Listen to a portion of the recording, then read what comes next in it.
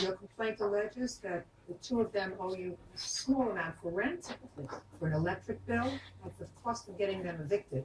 You wanted them out of the rental property. Your son says that he paid his rent while he lived there, with the exception of 2 weeks when you were harassing him.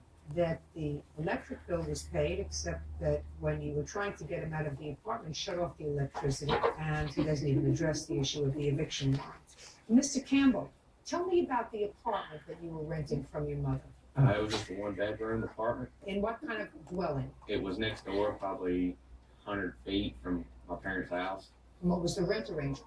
$1,000 a month. Which included what? The water bill. What month did you move into the apartment? July 1st. What month did you move out of the apartment? September 20th. Did you pay July's rent? Yes. Did you pay August's rent? Yes. Did you pay September's rent? No. Why hadn't you paid rent September 1st? Mr. Campbell, there's an answer to that question. I know you're going to give it to me. Why haven't you paid rent to your mother September 1st?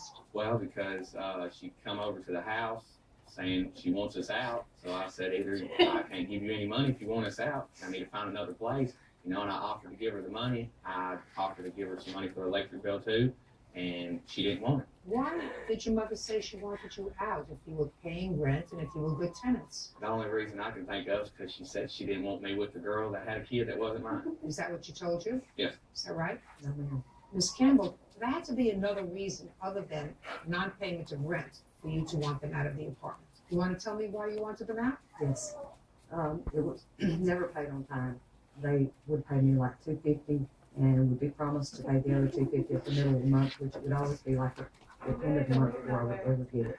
Now, if you think that as a mother, I'm accepting your statement that they paid the rent but not on time as a reason for evicting them, I don't buy that.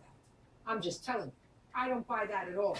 I've had my children living in places that I owned for a very long time. Not only would they even consider paying me rent, but if they did, which would have been lovely, if they were a little late, I wouldn't have evicted them. So there had to be something else unless you're not a normal lady. So you want to tell me why you got a bee in your bonnet in September? Go ahead. Shannon had lost her job basically because she would not find childcare for her daughter. And I had questioned them of whether they had prepared for this because they had a young lady that was keeping the little girl, but she had to go back to school. When school started up, they had no one. Gary had come to me and asked me, would I keep her twice? I said, no. It's not something I'm going to do. And I assumed she was fired from her job because she couldn't show up because she had no one to keep the child. And she just sat there for week upon week without a job. I'm not sure.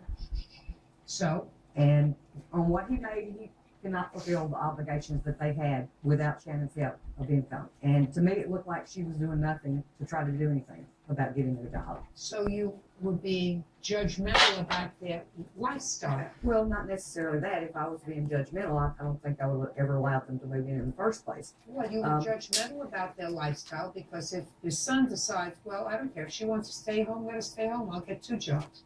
They weren't paying me. It was sporadic the way they were paying me.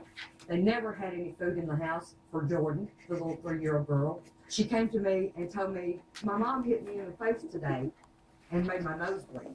And Shannon was standing right there when Jordan told me this, and she did not deny it. And she said, did you tell them what you were doing, that you were smart-mouthing? And she says, Mommy, you shouldn't have done that. Ms. Campbell, is it a fair statement that you think your son made a bad choice this time? Sure it is.